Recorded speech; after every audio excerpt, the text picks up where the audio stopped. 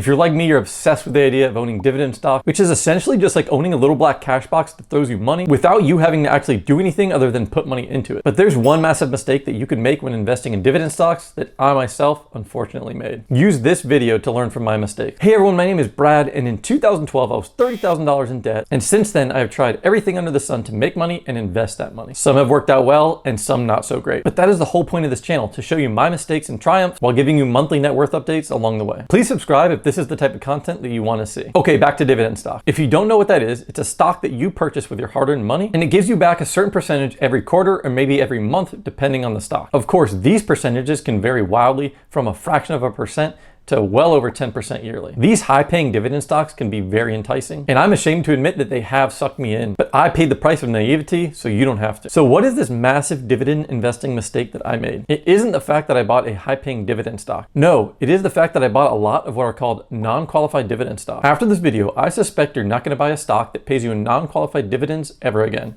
At least I hope so. Now, what is the difference between a qualified dividend and a non-qualified dividend? It is simply one thing. Qualified dividends are taxed as long-term capital gains, while non-qualified dividends are taxed as ordinary income. If you're just starting out, this might not seem like that big of a deal, but as you build your portfolio, it becomes a massive deal. And it could mean saving tens of thousands of dollars per year or paying tens of thousands of dollars in taxes per year. Here's a side-by-side comparison of tax rates. On the left, you see long-term capital gains tax rates, and on the right, you see ordinary income tax rates. To make this easy on you, what I'm showing you here are the tax rates for married couples filing jointly. If you are single, the numbers are essentially half that, but I will leave a link in the description for the full number. As you can see, if you are married and all you are taxed for in a year is $89,250 in capital gains or qualified dividends, then you will be paying zero taxes. If you look to the right, you will see that number will be vastly different. Let's do the math for how much you would have to pay in taxes if you took home $89,250 in ordinary income or non-qualified dividends. Before we do the math, I want to say, just for this exercise, we are assuming this is your sole source of income. I know it's rare to have dividend stocks as your only source of income, but if you have a job or other sources of income, those will also be taxed in addition to your dividend income. Okay, so let's say we have a year where we take in $89,250 in non-qualified dividends. The way that our tax code works, we are taxed in chunks as our income increases. Do not believe the people that say that when your income is higher, the more you are taxed overall.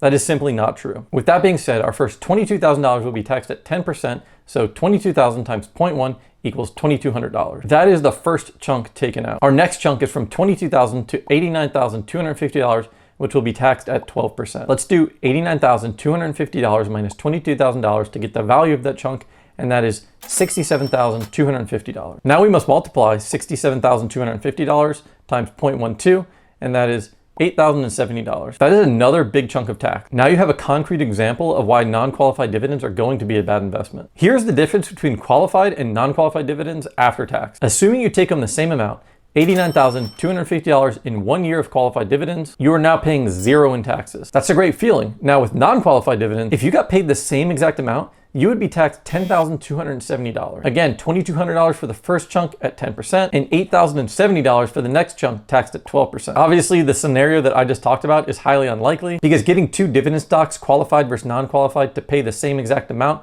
probably wouldn't happen. But the illustration is here to help you understand the differences. Since this channel is called Transparent Finance, nothing is off limits when it comes to my finances. So I wanted to tell you about a foolish stock that I invested in back on May 7th, 2022. The stock is called QYLD. And to be honest, I believe I heard about it on Reddit. The subreddit was talking about its high dividend yield of 13.6% per year and how it just keeps going up. So being a risk taker, I purchased 253 shares for $5,000. I only realized later on that these dividends are non-qualified. Not only that, but when you see a stock that pays a dividend that high, it's usually for a good reason. It usually means that you are jumping on a sinking ship. And of course, QYLD is no exception. It has lost money, but I'm still holding on to it for a little bit to see if it goes up any further in the next few months. Since then, I have only been focused on investing in low-cost index funds that pay dividends. I plan on doing a video solely on dividend-paying index funds in the future, so be sure to keep an eye out for that. Before we do a quick recap, I wanted to encourage you to subscribe to this channel if you are enjoying this video. If you are interested in investing, increasing your net worth, and making more money, you're going to find this channel very useful. Also, don't forget to like, share, and comment on this video. So what are your overall thoughts on qualified versus non-qualified dividends? After watching this video, do you think you'll ever invest in a stock that pays in non-qualified dividends again? Let's remember that if you had two stocks,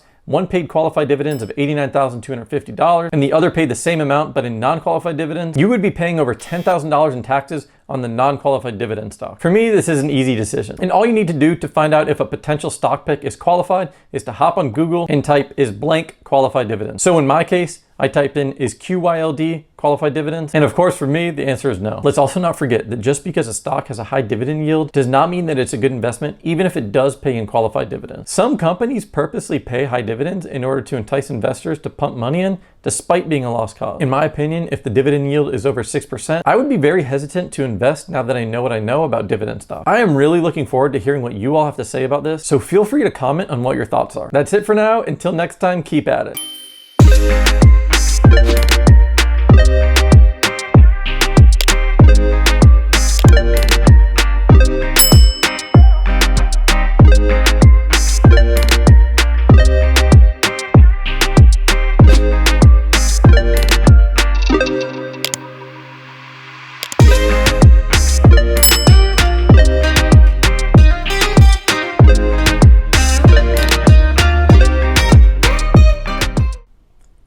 Which is essentially just like owning a little black cash. But I pray naivety. And it could mean